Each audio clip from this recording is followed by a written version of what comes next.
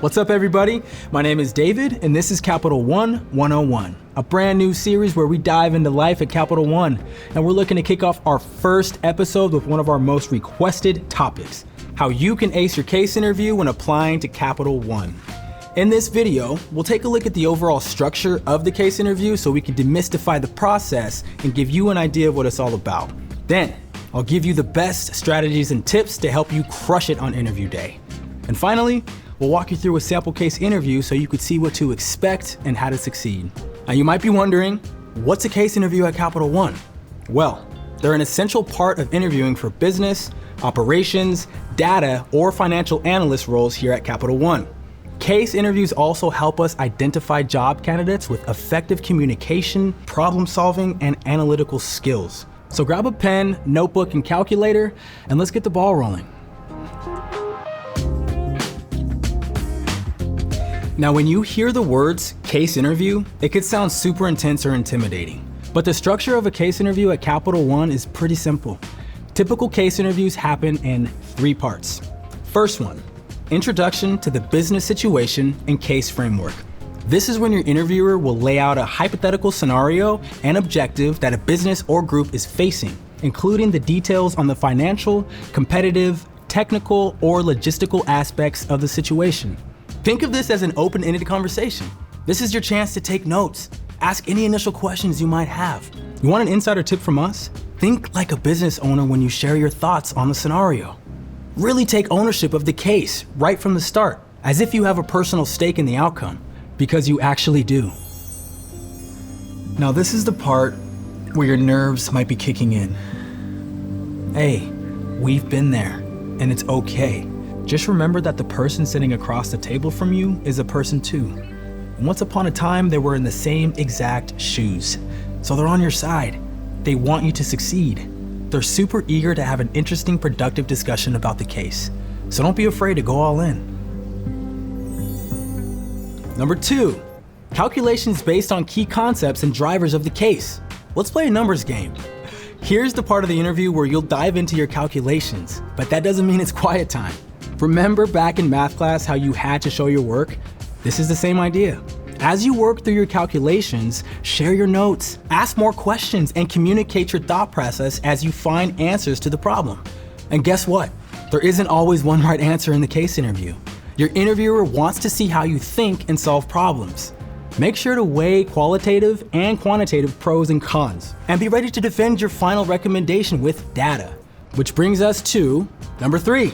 Your recommendation and the business decision you would make. You know the case, you've gathered insights. Now you're ready to present your recommendations. It's important to be clear and concise, explaining your reasoning and any assumptions you've made. You've got the gist of the structure. Now I want to give you a few tips to help you ace your case interview. Number 1, show and tell. It's all about showing and telling. Your interviewer doesn't just want you to give the right answer. They're just as interested in how you got to your final answers and recommendations, so talk them through your thinking and process. Number 2, it's all about the case. Stay focused on the subject rather than steering the conversation to your resume. There will be other interviews where you'll discuss your credentials and accomplishments. You can still let your skills and experience shine through as you unpack the case. Number 3, calculate a solution. Remember, there could be more than one right answer. You'll build your case based on calculations, and your answer should take the form of a recommendation, outlining the steps the business owner should take. Then you'll use the evidence and information from your thought process to back up your recommendation. Number 4, break it down. Your interviewer will be looking for your ability to break down technical approaches in non-technical, easy to understand terms. Think of it like you're explaining your solution to someone who works in a totally different field.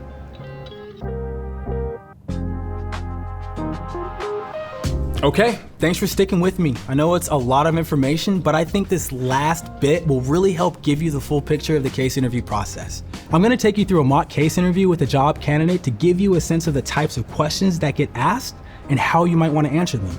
The case I'll go through is a real one that we used up until a few years ago, so feel free to take notes as you follow along.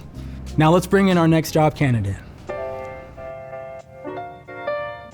Hi there, thanks so much for coming in. Thanks so much for having me in. I'm excited to be here. Love to hear that. I can get things started. For this case, we'll be discussing a business scenario for a transportation company. Oh, okay. I know, maybe not a topic you'd expect interviewing with Capital One, but we like to vary the kinds of topics in our case interviews so we can get an idea of how you think about a problem rather than how much you know about Capital One or the financial industry. If that makes sense? Gotcha. Makes total sense. Great. So this transportation company is called Giant Bus, and you are an incoming VP of Giant Bus US East Coast operations. Your first task is to increase the profitability of the Giant Bus route between New York City and DC. What factors would you consider to determine profitability? Sure, if I could just have a moment to think about this. Well, the two key factors that affect profitability are revenues and cost.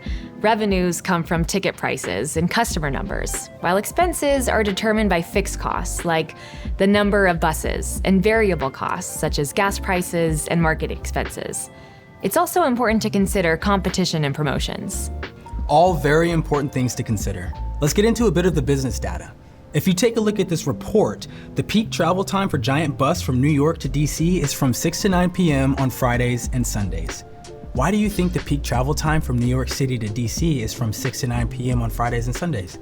I would say the main reason would be work commuting, college students or young people traveling, families on vacation, or people splitting their time between locations. Based on the data in this report, 10,000 people travel from New York City to DC on Fridays and Sundays between 6 and 9 p.m. using one of three travel methods: bus, train, or plane. Based on the capacity utilization data, what areas would you consider improving?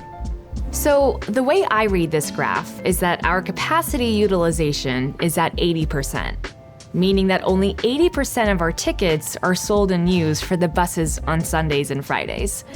Now, to me, that means we have an opportunity to sell more tickets and fill more seats on the bus. So ways we could improve would be anything that gets more people on the bus. So we could improve our marketing, we could change the price of the ticket, we could change the times that we run, the frequency that we run, anything to really get that 80% up to 100%. So based on the data, which of those ideas would most help maximize profitability? If it's all right, I'll just work through a few quick calculations.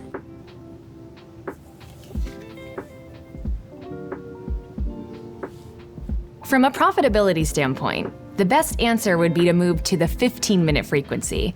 You would sell about 4 times the number of tickets, but judging by the numbers in this report, you would need roughly 3 times the number of buses. But still, quadrupling your ticket sales means that your revenues go up at a higher rate than your costs, which means that your profit should increase. Now, if you're thinking about it from an operations standpoint, you would say, well, what do we need to make sure we have the capacity to run buses more frequently? And from a customer standpoint, do people really want to be on a bus that's 100% full all the time? Probably not. I appreciate you weighing the various impacts of the decision. Which direction would you ultimately go? At the end of the day, I would still recommend moving to a 15-minute frequency. But being aware of the potential issues with 100% capacity utilization. Other ideas we could explore would be decreasing price off-peak or running less frequently during off-peak, increasing price for the peak time, doing more targeted marketing. Definitely a good path to chart forward. Thank you so much for sharing your insight on the case. Thank you. And there you have it. Hopefully that gave you a good idea of what a case interview is like. Just a conversational look at a potential business problem and how you go about solving it. Thank you so much for watching the first episode of Capital One 101. Be sure to hit the subscribe button and stay tuned to our channel for more episodes on what life is like at Capital One. And if you're interested in applying to Capital One, click the link in the description to check out our open roles. And with that, we'll catch you on the next episode of Capital One 101.